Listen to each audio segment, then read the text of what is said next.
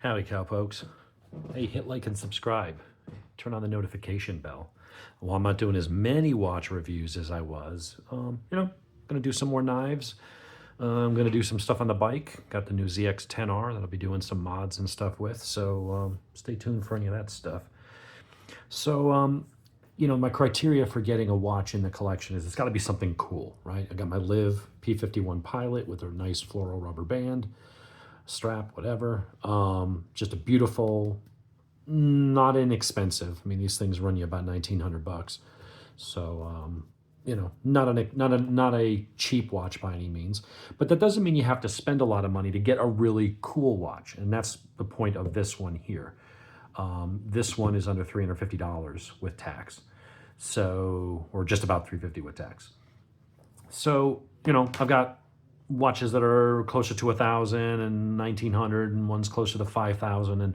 But most of my watches tend to be in the sub 1,000. And in fact, the sub 600 mark, sub 700, somewhere under there, tend to be in like the 200 to 550, 200 to 600 range. And this is one of those. And when I get something now, it's got to be something that's really kind of interesting to me. It's got to be something that makes me say, wow. And, there's a couple Rolexes that I do like. While I don't really care for Rolex, I mean, I recognize they're just amazing quality and I respect them. I just don't like some of the things I hear about the official authorized dealers and some of the tactics and shenanigans they put people through. And also, at the end of the day, it's like, it's just a watch. I've seen enough people say, look, a $15 Casio tells the same time that this $1,900 watch tells, right? It does. So, am I willing to spend, $15,000 on a timepiece that's going to cost me $600 to get serviced every 5 years? Not really. But there are some things that I do like from Rolex. And I don't want to buy any more homages, off-brands, Chinese brands. While there's nothing wrong with them, I like them, I have enjoyed them, I'm focusing on only name brands. There are some micro brands, but they are legit companies. I've got Liv, I've got a couple from them. I'm gonna probably get a Christopher Ward at some point, Formex, but those are all $1,000 plus watches. So they're legit. I like, for Rolex, I tend to like the Explorer 2 Arctic, and I like just a plain Oyster Perpetual, but I'm not going to spend that kind of money right now. So, Citizen came out with a watch, I think about 2 years ago, that people have been raving about. There's certain iconic watches in what I would call the budget. Remember, budget is all relative, right? Some people say budget is $100 and less. They're really cheap, but, decent quality watches. And then other people look at budget like anything under $2,000. Your financial situation is yours. I look at anything under $500, I consider a budget watch. Now, that could be the higher end of budget, and it doesn't mean a watch that's $600 isn't a budget to somebody else, but I tend to look in that 200 to 500 range when I think about a budget watch for a name brand that is recognized, has history, has a story behind them. They've been around for, at least the better part of a century, if not longer. They've got a good track record, good warranty, all that kind of stuff. Citizen is one of those companies. Citizen makes a lot of great watches. And they make them, they're typical Japanese precision. Where they excel is their solar quartz models, their Eco Drive, their system. They're phenomenal. They're great, great watches. And you get really nice finishing, and they're just good watches. So they came out with one that, with Tissot, their iconic budget watch is the PRX. It's kind of the go-to Tissot. I've got a few Tissots. T-Race, I've got a C-Star 1000. I've got, what else do I have? I've got a Chrono XL. But I haven't gotten the PRX because it just never seemed to gel with my wrist. It's a little too angular. And so anyway, Citizen came out with this one. The name is Tsuyosa, Tsuyosa. It's Japanese for strength. I do wish these were offered in a 42, but I just said, screw it. You know what? I'm just going to have to suck it up and wear a 40 if I really want to watch like this. What attracts me to it is that it is an automatic. You can say, well, it's only a Miyota 80. What's the damn the movement. We'll go over the specs here in a second. It's an 8210 automatic. It's not, Miyota is, by the way, owned by Citizen. Citizen also owns Belova. So, some people say, well, I wish it was the 9000 series. I'm not a snob when it comes to movements. As long as it's reliable and it keeps the time, I really don't care. While you can see the movement, that's not why I'm buying the watch necessarily. I'm buying the watch for the look, how it feels, the fit and finish, all the tangibles that actually make it the watch. As long as the guts work and it's easy to get serviced when it needs it, I honestly don't care if it's a $30 Ronda movement or it's a $150 Sellita or something more higher end. To me, it's just, whatever. I'm not going to get that OCD into it. So it has a very Oyster Perpetual-ish kind of look, but it also has a lot of elements from the PRX. I wouldn't call it an homage, but it's obviously been influenced by it. And Citizen doesn't have to do a copy of anything. They've got their own identity, their own style. And I've got a lot of nice Citizen watches. So let's go over the specs of this one. First of all, the model number for this one particularly is NJ, New Jersey, 0151-53X. This was released almost exactly a year ago, 12/28/2003. So these are fairly new models. Unlike most of the Citizens that I've ever seen and had, which were quartz or solar quartz, they're eco drive, these ones are now using Miyota automatics. Now, you can get higher end automatics if you go into their Series 8 line, but you're looking, those start around $1,200 and go up into the 2,000 plus range. You're going to pay a lot more money for that Citizen, but they are really nice watches. This is stainless steel. We have a case width of 40 millimeter. The lug width, because it's an integrated bracelet, is 9.1. Now, they do sell straps for these that you can buy, but you pretty much have to get ones made for this watch. Stainless steel bracelet. They are solid end links. It does use sapphire crystal. This dial they call teal, although it's kind of cool because it's like lighter in the middle and then fades to darker as it gets to the edge, and it's got a cool starburst effect. Not the chewy, delicious candy, but the actual sun. Let's see if I can get the sun on it right there. Just a really nice dial. So I did say sapphire crystal front and back. It is a screw down back, screws in. It is not a screw down crown. And that is probably the only thing that I could knock this watch for, is it only has a 5-bar water resistance rating, whereas the PRX from Tissot, which does cost $200 more, does have 100 meter. So I wouldn't even wear this in the shower necessarily. This is a watch that could be a sport watch. It could be casual. I think you can pull it off as a sort of lower range dress watch, but it's just not going to be,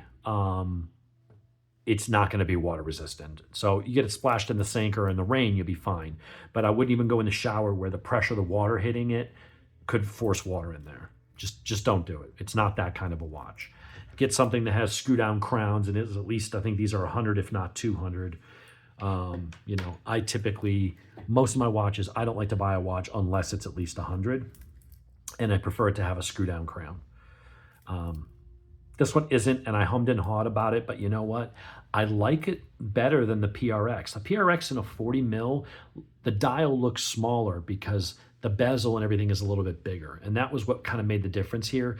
And by not having everything so angular and there's just something about very triangular, while this has some element of a little bit of angles here, the PRX was just over the top angular. And I like that this had some angles, but it was a little bit softer, and I like the bracelet a little bit better, even though the Tissot feels a little better on the PRX. But what brought me to this was the dial. These are also about 12 millimeters thick. It sits on the wrist really nice. The lug to lug, I think, is only like 45 point something millimeters. Not all of the specs are on the Tissot, on the Citizen website. What I really like about these are the colors.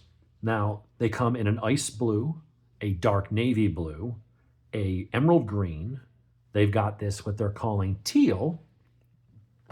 They have one that's in a yellowish, like gold yellow, almost like if you see a Mustang or a Corvette in yellow, it's almost that. And that's the one I really would have liked to have. And now they've got some newer ones that they call small second, where it has a guilloche pattern. They're a little bit more money. And then it has a second, that has a complication at the 6 o'clock, between the 6 o'clock and the hands. And right where it says automatic, it has a second sweeping. You can also get it in black, and there's a burgundy red, which is really good too. And then they've got a special edition one that's kind of like almost like a rainbow, almost looks like the colors of the rainbow, but it's like coming down almost like the Matrix kind of thing. It's really kind of interesting. And that is an exclusive and apparently very limited. So it's a really neat line of watches that, for me, I would go with this, the yellow or the red. I think black, it looks like any other watch. What really makes it is not just the design, but it's the colors. The colors just make that pop. So in order for this to fit on my wrist, I had to remove 2 links from one side, 3 for another. So I had to remove 5 for a 7.3-inch wrist. And, it has a stamped clasp. It is highly polished, but it's nothing, it's nothing crazy or, special. There is no secondary lock or clasp. It locks at just 2 buttons, but it does seem pretty secure. It clicks in nicely. And you do have 3 spots here for micro adjust. So I have it to the tightest position. I can loosen it if I need to. I can't imagine it needs to go any tighter. That's where it fits for me. It moves just a little bit. What is cool is because it is a smaller watch, it is light. So if you like to wear it a little bit loose, you can get away with a little bit loose when it's a light watch. When it's super heavy, that's when your wrist and it's flopping around. A watch that doesn't weigh that much, like this one, really doesn't flop around that much. It's just 3-hand with date, automatic, 42-hour power reserve, does have a hacking feature.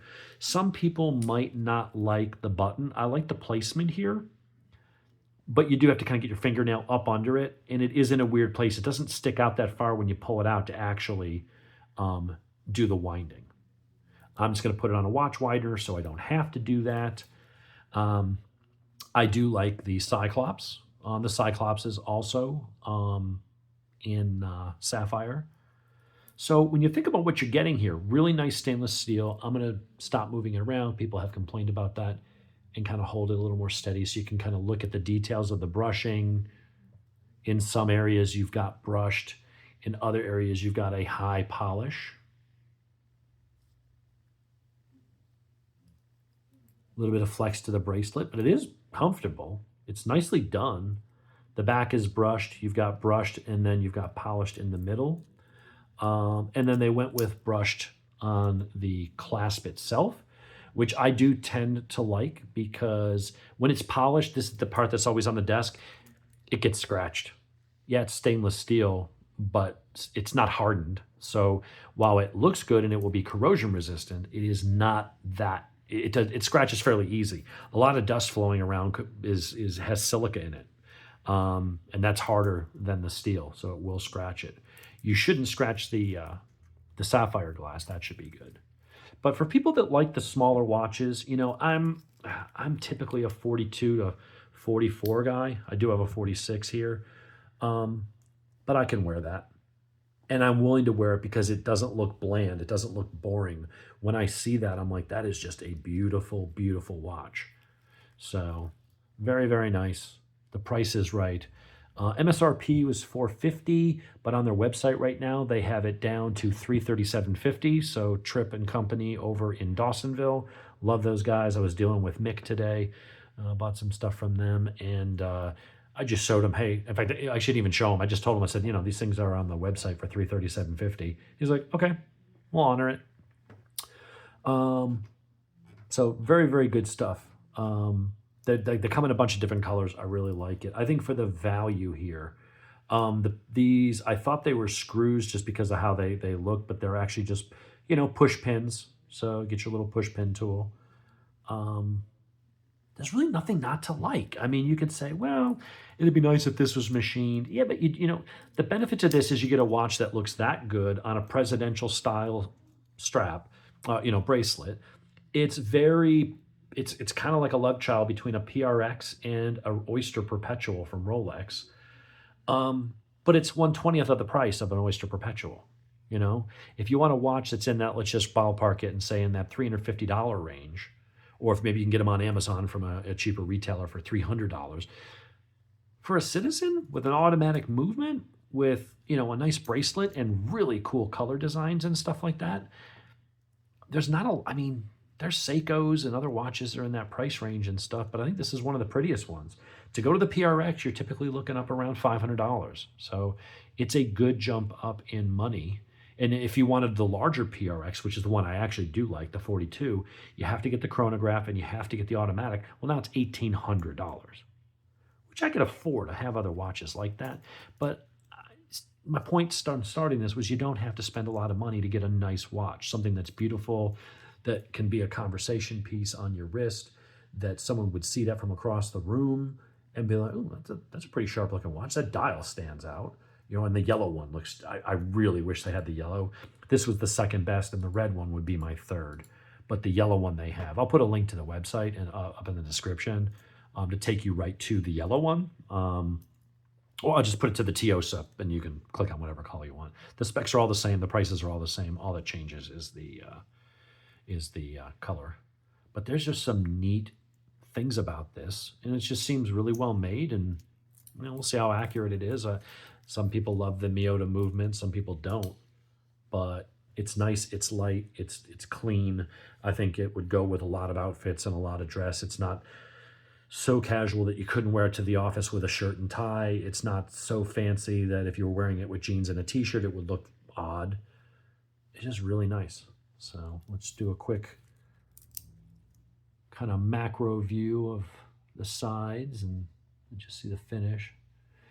With all that polishing, it will be a little bit of a fingerprint magnet. Here's your crown. It's nicely finished. It's nicely polished. The polishing technique they use is very similar to what Grand Seiko uses. Now, Grand Seiko has patented the name of their process, but these guys are doing something very similar at a much cheaper price point. I'm not saying this is as good as a Grand Seiko. I'm just saying. It's a proper Japanese, well-made watch. Nothing wrong with that.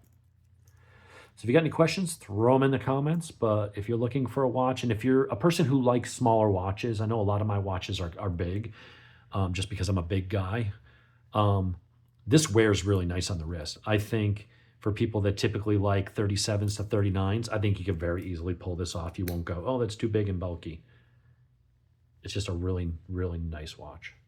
So hope you enjoyed. Throw your comments in the questions in the comments section, and we'll talk to you later.